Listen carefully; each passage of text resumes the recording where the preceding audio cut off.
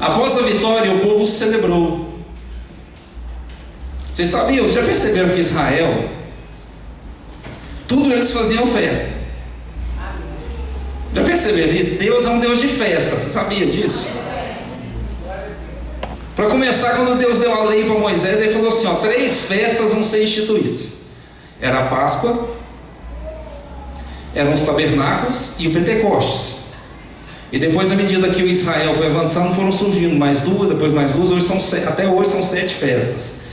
Tudo eles fazem festa. Só da virada do ano, que para eles é jejum solene, que é para justamente se lavar dos seus pecados e buscar um ano novo, diferente, da presença de Deus. Os demais é festa.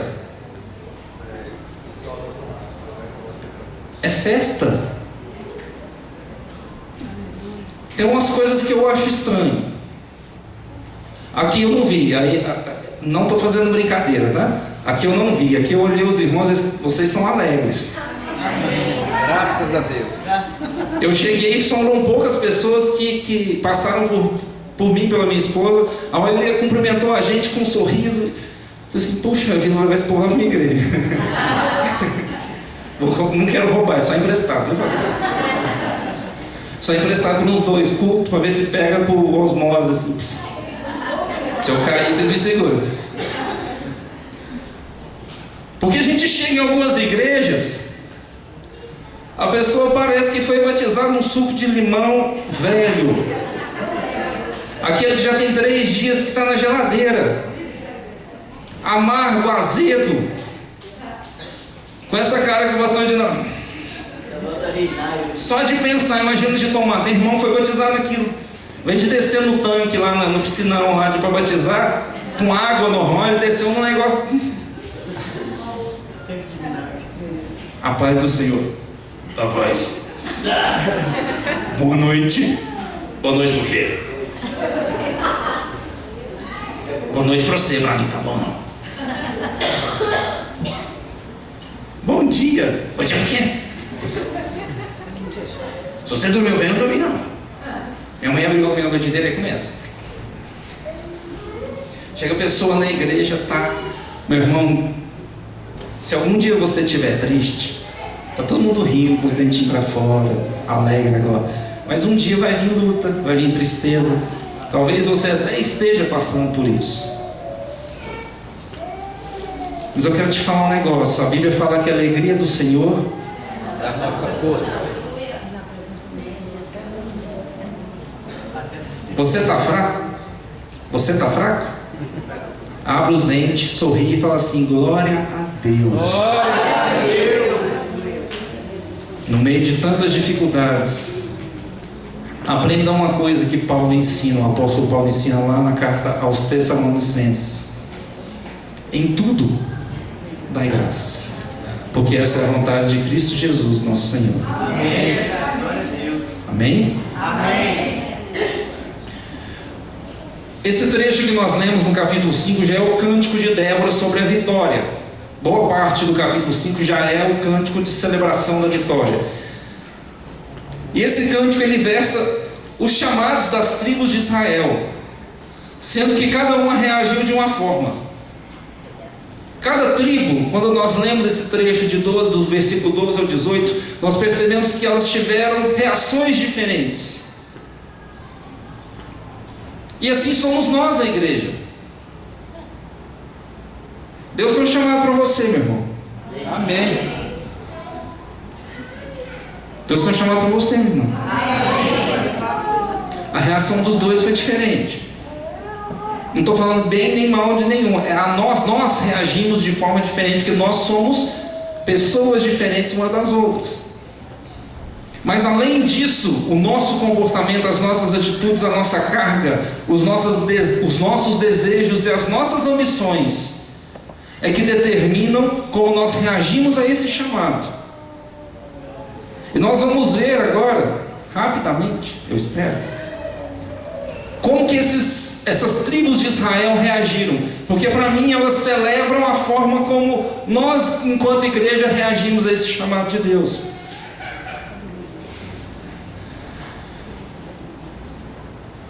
Efraim, Não sabe o que eu estou falando? Efraim, Issacar, sabe o que é isso? Issacar, meu irmão, lá em Minas seria fazer churrasco. Issacar.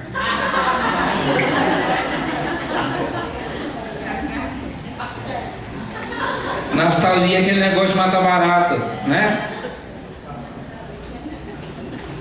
Não gosto que fala de Minas, não, meu irmão. Fico magoado.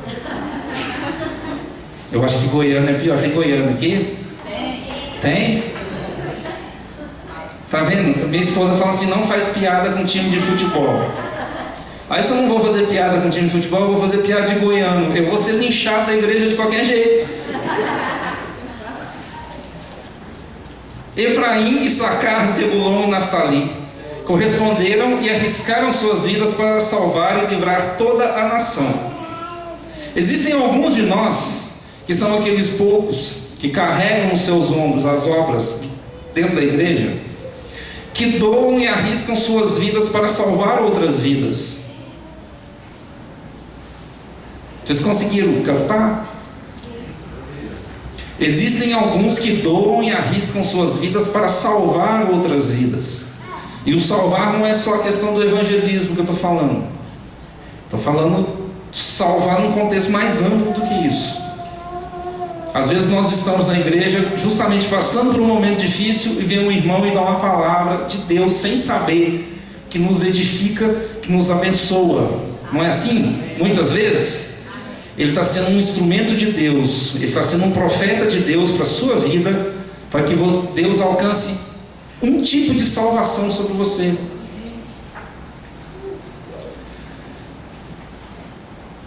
Foram 4 tribos. Débora e Baraque escreveram, e os mensageiros correram e foram por todas as tribos. E essas 4 responderam ao chamado. Isso me lembra mais tarde. Agora mesmo a gente vai entender. Mas ele chamou todas as tribos. E aqui no cântico ele fala apenas de 6. As 4 que responderam positivamente. E aí ele fala de Dan.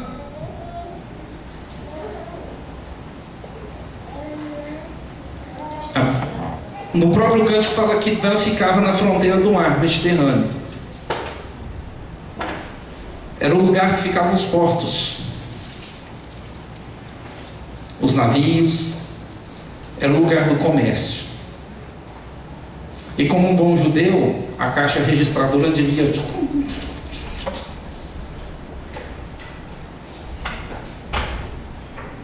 Dan devia ser o responsável por todo o comércio mercante de Israel. Porque tudo que chegava pelo mar parava ali. E eram eles que faziam a transação. Eu fico imaginando quando chegou a carta de Débora. Comece a imaginar você aí também. Chega a carta e Dan abre a carta e fala assim: irmãos de Dan, estamos em batalha, em guerra contra Canaã para nos libertar. O Senhor nos dará a vitória. Venha correndo, porque o barulho de espada já está zunindo no ar. E aí Dan coloca aquilo e fala assim: eu vou. Aí ele olha assim, chega um cara lá, chega um navio e fala assim: tá aqui, trouxe banana, que banana tá caro, né? Trouxe banana. Hoje pode falar que tudo tá preço de banana, não pode, pastor? Tá tudo preço de banana, tá tudo caro. Eu trouxe banana. Aí eu falei assim: pô, banana tá caro, eu vou ganhar dinheiro. Pera aí, Débora, espera só um pouquinho. E começa. Você sabe o que é isso? Não, né? Você tem do tablet, né? Smartphone. Então tá, vai ficar mais fácil. Ele vai só contabilizando o que ele está ganhando. E aí de repente ele começa a pensar assim: pô, mas se eu for para a guerra, eu vou deixar de ganhar dinheiro. Se eu for para a guerra, eu vou deixar de acumular. Se eu for lutar com os meus irmãos, eu vou ter um problema, porque Canaã descarrega um monte de coisa aqui e compra um monte de coisa aqui. Eu vou criar um inimigo, e se nós perdemos a batalha? Se nós formos lá e perdemos, eu vou perder o meu negócio. Eu vou perder aquilo que Deus me deu. E Israel ainda vai passar mais dificuldade ainda, porque passa por aqui, por mim. Muitos de nós na igreja agimos dessa forma com o chamado de Deus. Quando eu me converti, há alguns anos atrás, pouquinho assim, uns 20 mais ou menos, lá na nossa igreja, lá era um missionário americano, ele que tinha fundado a igreja. Ele tinha montado um instituto para formar líderes e formar os pastores que ele tinha, que Deus tinha colocado no coração dele, as pessoas que tinham chamado pastoral. E ele e outros missionários que tinham o Brasil afora, de vez em quando iam lá. Eles iam tinha um seminário em Ribeirão Preto, e eles iam para lá fazer uma ou outra matéria de vez em quando. E eram 4, ele tinha identificado 4, numa igreja que tinha uns 130, 150 pessoas mais ou menos. E começou a treinar os 4. Aí de repente um passou no concurso do Banco do Brasil, na época que o Banco do Brasil era o Banco do Brasil. Aquele Banco do Brasil do Filipão, lembra? Agora tem que falar, né, pastor? Não tem jeito. O pastor não conhece lá do Banco do Brasil, você funcionário do banco. Mas não é o Banco do Filipão, né? Na época o Banco do Brasil pagava muito. Ele entrou numa época que o banco pagava 20 salários líquidos por mês. O vale da alimentação era 10. O salário mínimo é quanto hoje? 780. 788. É, não é? Pensa só, era mais ou menos R$5.700 por mês líquido, com mais 7 mil, né? Aliás, perdão, estou fazendo as contas erradas.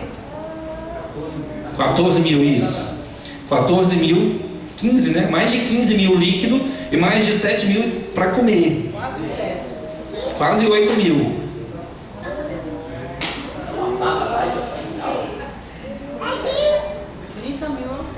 Preciso te contar o chamado dele, não te vai parar não, né? Preciso contar não. Isso era o salário inicial.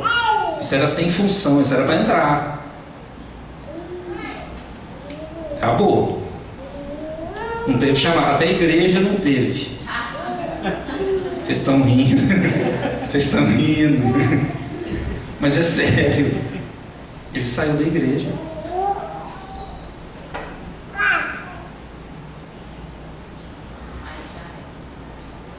O outro virou médico. Resolveu abrir um hospital no interior do Paraná. E de repente o negócio começou a se dar bem. Ele que foi para o Paraná saiu da igreja. Não preciso falar também isso, né? Ele voltou para a igreja agora que eu tive notícia. Com a vida destruída. Destruída, sem nada. O terceiro é pastor. Inclusive nós tivemos o privilégio de ser pastoreados por ele. Pessoa de um coração bom, uma pessoa que Deus usa dentro do seu ministério. E veio o quarto. O quarto estudou, fez economia. Então, alguém já ouviu falar da atacadista Martins? É lá em Uberlândia, né? A sede, a maior atacadista da América Latina. Ele entrou como estagiário do curso de economia no Martins.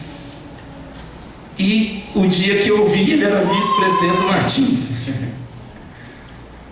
Não tinha para onde subir porque o presidente é o fundador, o seu Laí Martins, então ele não vai sair de lá.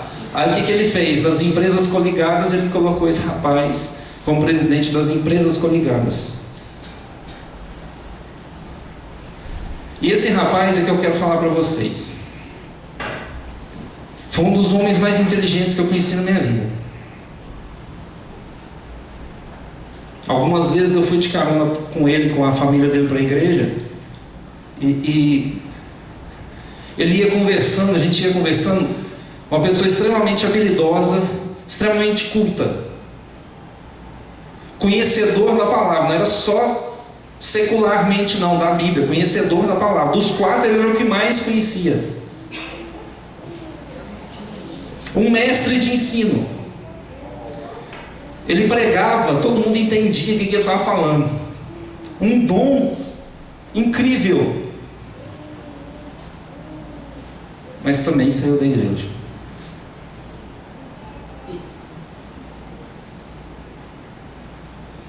À medida que ele ia prosperando, crescendo, o seu chamado foi diminuindo. Porque ele trocou, inverteu a ordem. Eu não estou falando mal de prosperidade. Eu quero que os irmãos entendam isso. A Bíblia fala, Jesus fala assim, que onde está o seu coração, aí está o seu tesouro. Quando nós permitimos que haja inversão no nosso coração, do dinheiro, das riquezas, da ascensão profissional, da carreira,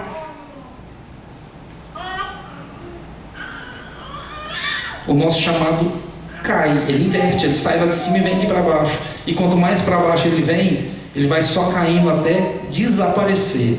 E quando desaparece, sabe por que nós saímos da igreja quando nós negamos o chamado de Deus? Nós saímos porque nós negamos o chamado de Deus. A explicação é a mesma pergunta, a resposta é a própria pergunta. Se eu neguei o meu chamado, eu vou sair da igreja. Porque o Espírito Santo fica lá, ó.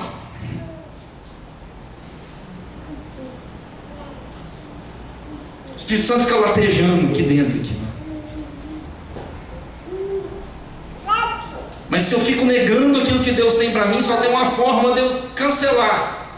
É eu me afastar de Deus. É eu entrar dentro da barriga do peixe, fazer que nem Jonas, entrar no barco e virar para o outro lado.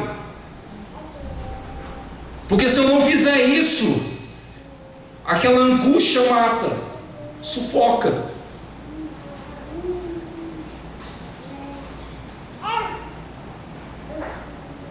Se Deus te deu a unção para ser rico, meu irmão, recebe e vai embora. Se você não tem como sair para pregar, ajuda quem sai. É o mínimo.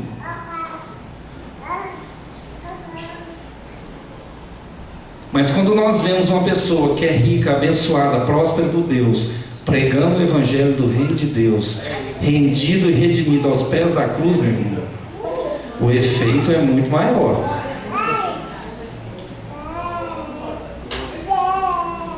Vocês concordam comigo? Estou falando bobagem? Se tiver para mandar o pedra aí, pastor. Não permita que a riqueza que Deus te dá, a prosperidade que Deus te dá, alcance o seu coração de forma que roube a palavra de Deus dentro de você. Isso me lembra a parábola da semeadura. Lembra da parábola? Uma caiu à beira do caminho, as árvores comeram, o outro cresceu, outra chegou a dar um raminho, mas como não tinha profundidade, logo secou. Assim somos nós, quando nós permitimos que as coisas do mundo, os prazeres do mundo, as comodidades, sufoquem a semente de Deus na nossa vida. E Débora também falou sobre Rúben, cantou a respeito de Rúben. Rúben era o primogênito de Israel. Ele foi chamado. Essa aqui eu acho ótima, porque ele foi chamado, mas ele ficou preso nos seus próprios questionamentos e nos seus próprios planejamentos. Vamos ler lá em Juízes de novo, quem ainda está com a Bíblia aberta?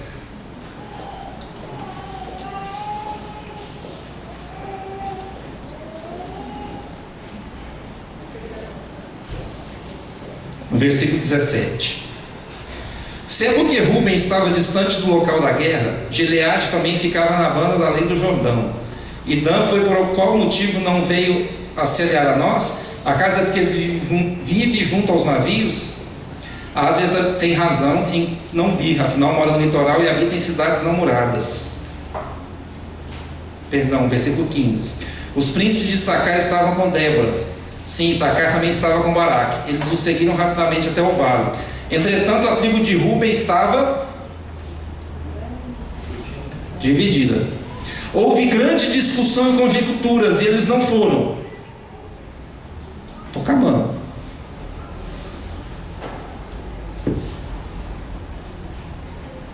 Isso me lembra as nossas igrejas hoje em dia.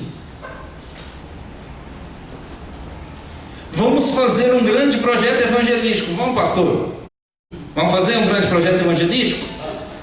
Aí a gente faz convenção, a gente faz congresso, faz reunião, pauta de oração, chama os irmãos, entra em desacordo, faz assembleia, faz ata, não deu certo, convoca a reunião extraordinária e continua. Não, mas aquele ponto ainda não foi bem debatido, a gente volta amanhã. Aí você volta no outro dia, não, mas isso não foi bem orado, aí volta depois de amanhã.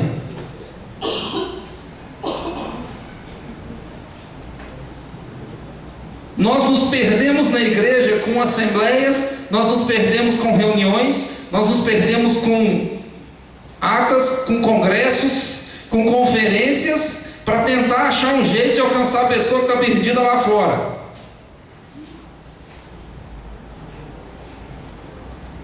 Enquanto Jesus só falou assim: meu irmão, ide por todo mundo e pregar o evangelho a toda criatura. Quem crer e for batizado será salvo. Você não precisa se importar com o que você vai falar. Abra sua boca, porque quem vai convencer ele do pecado, da justiça e do juízo é o Espírito Santo. Amém. E você ainda no seu chamado vai receber poder quando descer sobre você o Espírito Santo, e você vai ser testemunho na Candangolândia, no Bandeirante, em Brasília, no Brasil e até os confins da terra. Gostou da minha paráfrase? Amém? Amém? Há uma estatística que diz que 4 em cada 10 mil pessoas morrem por semana no mundo. Brasília tem 3,5 milhões de habitantes na região metropolitana, aproximadamente. Ou seja, por semana morre aproximadamente 1.500 pessoas. Você sabe qual é o destino dessas pessoas? Você sabe qual é o seu destino? Você sabe o que eu estou falando? Amém? Amém?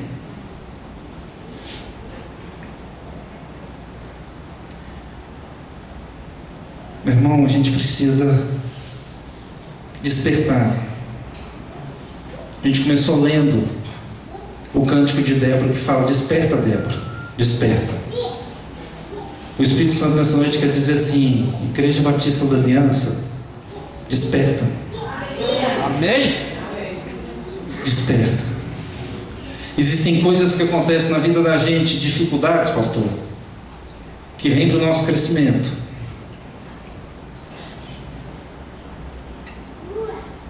A gente precisa aprender com as coisas que aconteceram para trás. Mas Jesus fala assim, através do apóstolo Paulo: as coisas velhas, meu irmão, ficou para trás. Tudo se fez novo. Eu queria te convidar a fazer uma reflexão agora. Te convidar a você baixar sua cabeça, fechar seus olhos.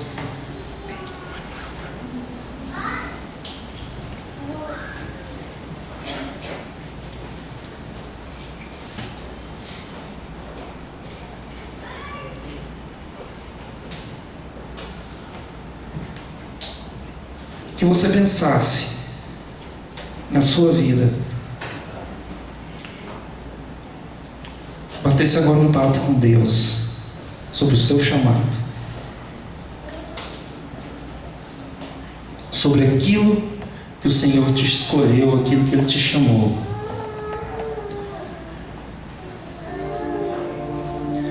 Cada um de nós tem uma função dentro da igreja.